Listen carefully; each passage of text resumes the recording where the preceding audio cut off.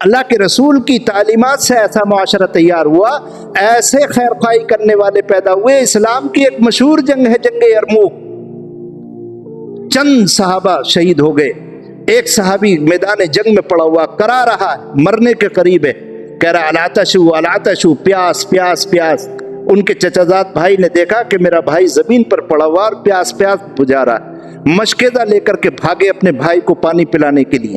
ابھی پانی ان کے منہ میں لوٹ رہے تھے کہ برابر میں ایک آدمی پڑا ہوا تھا، ایک صحابی رسول پڑے ہوئے تھے، وہ بھی مرنے کے قریب تھے، ان کے منہ سے نکلا العطشو العطشو، پیاس پیاس۔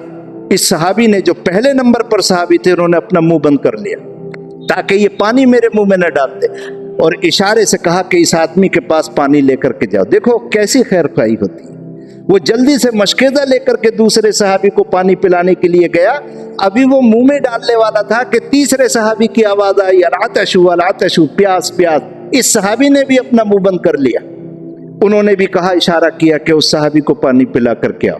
وہ مشکیزہ لے کر کے وہ صاحب پانی پلانے کے لیے جب تیسرے صحابی رسول کے پاس گئے تو ان کا انتقال ہو چکا تھا، ان کا انتقال ہو گیا تھا، اور جب پلٹ کر کے دوسرے صحابی کو پانی پلانے کے لیے آئے تو ان کا بھی انتقال ہو چکا تھا، پھر پلٹ کر کے تیزی سے پہلے صحابی کے پاس آئے تو ان کا بھی انتقال ہو چکا تھا۔ اس کو کہتے ہیں خیر خواہی۔